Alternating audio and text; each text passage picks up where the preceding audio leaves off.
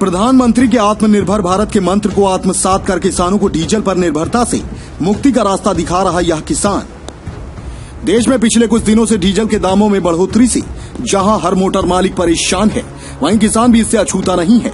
इस वक्त धान की रोपाई का समय चल रहा है और खेतों में पानी की जरूरत है।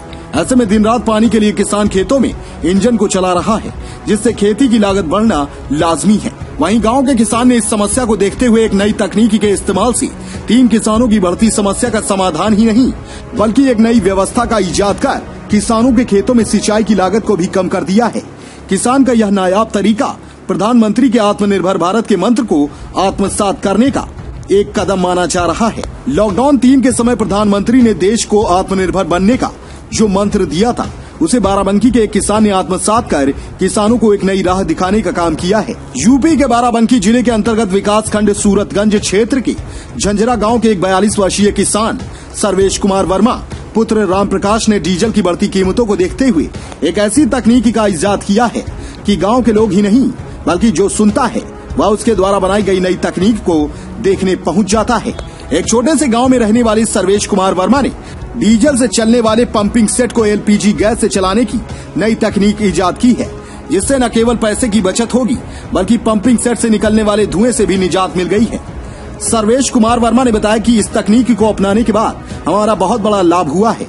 अगर इसी तकनीकी का उपयोग हर एक किसान करने लगे तो मेरा मानना है कि हमारा देश का विकास तो होगा ही और हमारे किसान भाइयों के जीवन में खुशियां लौट आएंगी और डीजल की बढ़ती कीमतों की समस्या से निजात मिल सकती है। सर्वेश कुमार वर्मा ने बताया कि इस पंपिंग सेट को एलपीजी गैस से चलाने के लिए जो तरीका गैस चूल्हे की तरह बिल्कुल आसान है। एलपीजी गैस सिलेंडर में जिस प्रकार रेगुलेटर का इस्तेमाल होता है, उसी प्रकार गैस सिलेंडर में लगाकर पंपिंग सेट के स्लेटर में रेगुलेटर में लगे पाइप को लगाकर पंपिंग सेट को स्टार्ट किया जाता है। सर्वेश आगे कहते हैं कि इस तकनीक से हमें काफी फायदा मिला है, जबकि पंपिंग सेट 1 लीटर प्रति घंटा की दर से डीजल की खपत होती है, जिसकी कीमत इन दिनों 73 रुपए प्रति लीटर है। वहीं इस तकनीक से डीजल की खपत 100 ग्राम प्रति घंटा 7 रुपए कीमत और एलपीजी गैस 300-400 ग्राम कीमत करीब 20 रुपए का खर्च के हिसाब से प्रति घंटा की दर से 27 से 30 रुपए का खर्च ही हो पाता है। हमें तकरीबन 50 रुपए की बचत हो जाती है। पंपिंग सेट से निकलने वाला धुआं भी देना बंद कर देता है, जिससे प्रदूषण फैलने का खतरा भी नहीं होता है और पंपिंग सेट से पानी निकलने में कोई कमी नहीं होती है। और हम इस पंपिंग सेट को सिलेंडर और पंपिंग सेट दोनों जगह से तेज धीमा और बंद कर सकते हैं। इस तकनीकी में खास बात यह भी है कि यदि पंपिंग सेट का डीजल खत्म भी हो गया तो पंपिंग सेट बंद नहीं होगा, वह गैस से भी चलता रहेगा और हम आसानी से अपनी खेती का काम करते रहेंगे। सबसे पहले हम इस रेगुलेटर को गैस सिलेंडर पर लगाते हैं, फिर ये वाला जो है इसको हम इंजन के एयर क्लीनर पर एक निपुल लगा उसमें लगा देते हैं और लगाने के बाद स्टार्टिंग डीजल पे होती है, लेकिन उसके बाद डीजल हम बिल्कुल स्लो कर देते हैं, बिल्कुल ना के बराबर, और गैस को हम धीरे धीरे घुमाना है, तेज नहीं। और इंजन जब रन करने लगता है बस उतने पे रोक देते हैं जितना ज़रूरत है, और ज़्यादा खोल देंगे तो तेज चलने लगेगा। और इसमें जो धीम तेज करते हैं तो आप दोनों जगह से कर सकते हैं क्या? हाँ, नहीं, दोनों जगह से नहीं, गैस से धीम तेज कर सकते हैं। अगर डीजल से हम धीम तेज करेंगे तो बहुत ज़्यादा तेज हो जाएगा, धुआं देगा। और गैस से जब चलाते हैं तो हमारा इंजन धुआं बिल्कुल नहीं देता, मतलब प्रदूषण तो बिल्कुल 0%, समझ लीजिए, धुआं बिल्कुल निकलता ही नहीं है। और जब डीजल चलाते हैं तो धुआं भी निकलता है। अच्छा, ये डीजल से और गैस से चलाने में कोई पानी में तो कोई फर्क नहीं? हाँ, अगर हम गैस से चलाते हैं तो पानी जो है स्पीड से इंजन चलता है तो पानी भी ज़्यादा देता है, और डीजल से अगर चलाते हैं तो धुआं बढ़ाता है लेकिन पानी नहीं बढ़ाता। तो इससे सर आपको जो इससे तो प्रदूषण तो मुक्ति है ही है, और हाँ, इससे और कोई फायदे भी हैं? हाँ बिल्कुल, और बहुत सारे फायदे हैं। हमारा भाई पैसा कम लगता है, सबसे पहली बात तो किसानों की बचत के ऊपर है। किसानों की बचत होगी अगर ये अपनाया जाए, और इंजन भी ठीक ठाक चलता है, ऐसी बात नहीं है। डीजल पे दब के चलता है, गैस पे बढ़िया चलता है, और इंजन में कोई खराबी भी नहीं हो सकती। मतलब ऐसा नहीं कि गैस से चलाया जाए तो इंजन खराब हो गया, कुछ है, ऐसा कुछ नहीं। सर्वेश कुमार वर्मा 42 वर्षीय ने स्कूली शिक्षा कक्षा 12 तक प्राप्त की है। सर्वेश कुमार वर्मा अपने पिता के 2 भाई थे।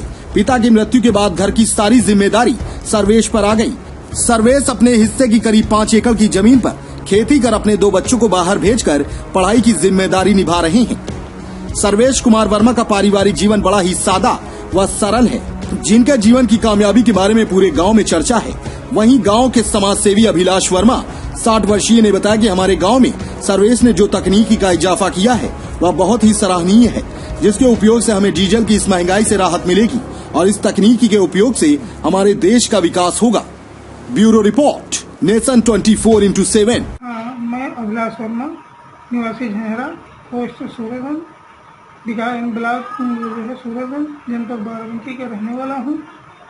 हमारे यहाँ गांव में एक सर्वेश कुमार सनाफ राम प्रकाश वर्मा, जिन्होंने एक इंजन में एक नई तकनीक पैदा की, बड़ी सराहनीय है।